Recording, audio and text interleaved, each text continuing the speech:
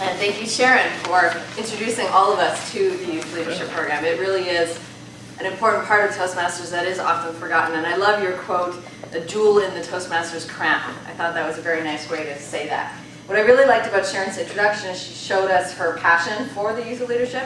And I think just with your face and your smile, and we could tell that you cared about this. And I think that was a great way to provide an introduction to us and make us interested in the topic. This was supposed to be explaining a problem, and I think the problem here was that nobody knows about youth leadership. And so you gave a good introduction about why we should care, that we're going to learn the benefits, and that you wanted us to maybe start getting involved. So that made us, I think, at the beginning say, oh, this is something that I could get involved in and pay attention in that way. You needed to define the common goals of the panel, which was highlighting that our two speakers would touch on different parts of the speech. And you said it was the how-to and the softer side. And you had to introduce them. You introduced them both with a few interesting facts about themselves and how to learn more about the speakers. I thought in this part you could have tied those introductions back to the purpose a little bit more and told us a little bit more about their involvement in youth leadership. I think both speakers spent some time telling us how they got involved, which you could have done for us. You could have perhaps given them a bit more background about how they got into youth leadership and why you picked them to be the speakers.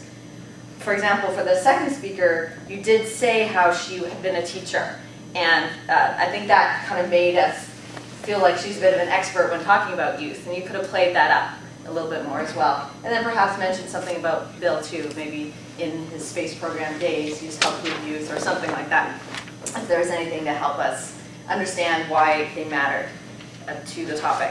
And then your introduction of how-to and the softer side, I felt like wasn't exactly a summary of how they split up the task. One of the things on a panel is to make sure they don't overlap. And I think you did that. I think they both sort of talked about their different aspects. But maybe as introducing it, you can say, well, Bill's going to tell us how he went through his program. And then Ula will tell us something about what she got out of it and how she structured the whatever it is. So maybe a bit more communication beforehand between the panelists and the moderator to give those introductions. The other part of the panel discussion that talks a lot about is the time, the use of time, and making sure each person keeps to their time limit and the questions. I think the questions you kept pretty short. There wasn't any need for timekeeping. As far as the speaker goes, Ula went a little bit long, and you sort of started saying time, and I don't know if she heard you or not. And then eventually, you did quite gracefully say, we'll need to keep those for the end. So I think you did handle it well in the end. But maybe in hindsight, getting the timer to do some timing for you or have someone give signals would have helped the speakers be able to keep to the time. And the other thought I had was, in this case where she couldn't really see you, is perhaps to stand up at the end of the 7 minutes. And that would have signaled to her, uh-oh, she wants to take control back, and it would have allowed her to wrap up without you verbally having to say something.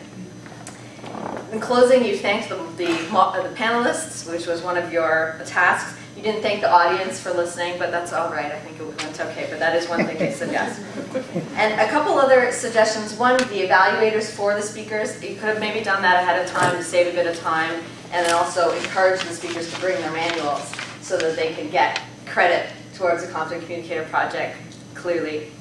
And they make sure the evaluators know what to do. Luckily, we have experienced evaluators here, so it'll be fine. But in general, having the manual really lets the evaluator know what to focus on. As far as the topic selection, I think it was a great topic for us. We have a group of advanced speakers, people who are interested in Toastmasters, and telling us about this program is a really great way to introduce it to us. So I think it was great topic selection, and I loved the statement from the student. I think that was a great idea, and it was really cute, and you actually used a little bit of a different voice for it. You act like an 11-year-old. It was a great way to really show us the power of the Youth Leadership Program. So thank you very much for that.